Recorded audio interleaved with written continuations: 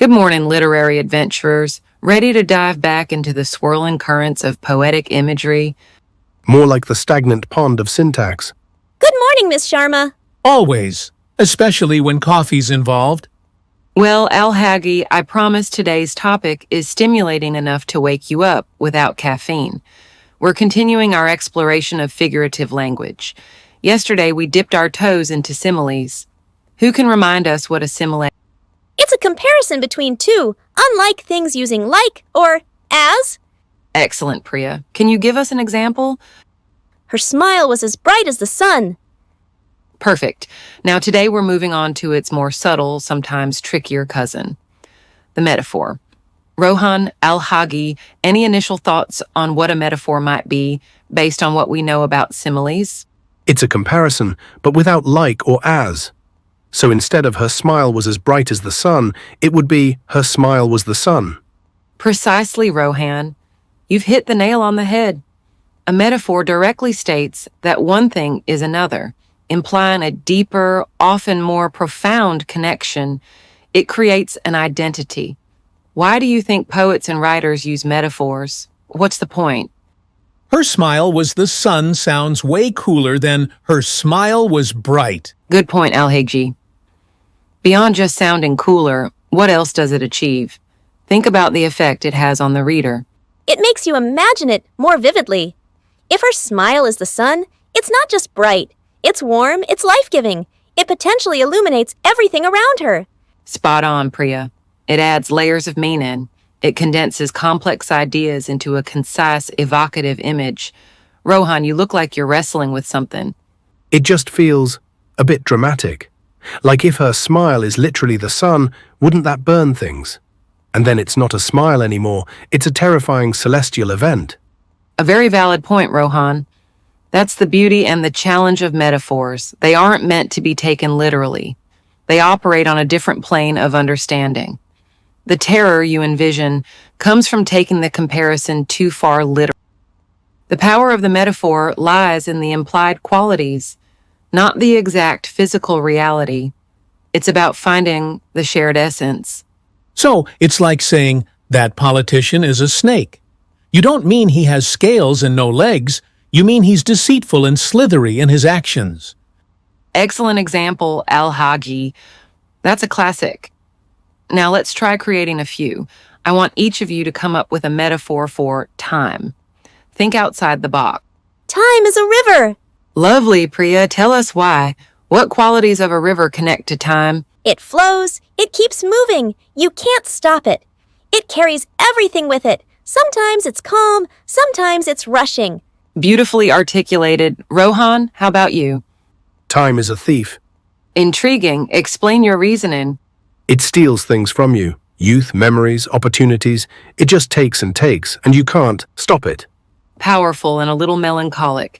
Very insightful, Rohan. And Al-Hagi, your turn. Time is a blank canvas.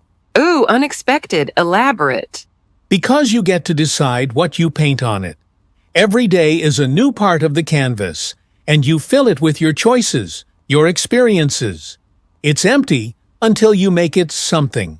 Wow, Al-Hagi, that's incredibly profound and optimistic. I love the variety in your responses. Time is a river, time is a thief, time is a blank canvas. Each one offers a completely different perspective, yet they all capture an essence of time. That's the magic of metaphors. They allow us to see familiar concepts in new and startling ways. So it's about making the reader feel something different, not just understand something literally. Exactly, Rohan. It's about evoking feeling, creating deeper understanding, and often adding beauty or force to language. Your task for tomorrow is to find 3 metaphors in any text, a song, a poem, a news article, and be prepared to explain why you think the author used that particular metaphor and what effect it creates. Any questions? Excellent. You're becoming true literary detectives. Class dismissed. Good morning, aspiring wordsmiths, ready to share your metaphorical treasures? Who'd like to go first and enlighten us with their findings? Priya, you look ready. Yes, Miss Sharma. I found one in a poem by Mary Oliver. It says, "The world is a bride, adorned in her finery." Ah, Mary Oliver, a wonderful choice. Tell us, what does that metaphor evoke for you? Well, a bride on her wedding day is beautiful and new, and everything is hopeful. It makes me think the world is something precious and worth celebrating, maybe at the beginning of spring when everything feels fresh. The finery makes it sound dressed up and special. Excellent interpretation, Priya. You've clearly grasped the imagery and the underlying feeling. Rohan, what did you unearth? I found mine in a song lyric. It said, "Life is a highway. I want to ride it all night long." A classic. And what does that metaphor suggest about life? That it's a journey, right? And you keep going, even through the night. It implies there are twists and turns, but you just keep driving. It sounds a bit adventurous, but also maybe a bit endless. Very good, Rohan. The journey aspect is key. It also suggests freedom and the open road. Alhagi, did you manage to track down any elusive metaphors? I found one in a news article, actually. It was talking about the economy, and it said, the stock market is a roller coaster. An apt comparison for the economy, I'd say. What does that metaphor tell us about the stock market? That it goes up and down really fast, unexpectedly. 1 minute you're at the top, feeling good, and the next you're plunging down. It's exciting for some, but also really scary because you don't have much control. Critical thinking is essential in understanding metaphors. Class. It allows you to truly engage with what you're reading or hearing, to peel back the layers of meaning. Now let's push our understanding a little further. We've seen how metaphors can illuminate, add beauty, or even warn us. But what happens when a metaphor is overused? When does it lose its impact? Like if everyone always says life is a journey, it starts to sound boring. Exactly, Rohan. We call those cliches. They were once fresh and powerful, but through repeated use they become stale and lose their ability to evoke strong images or feelings. Think of time flies.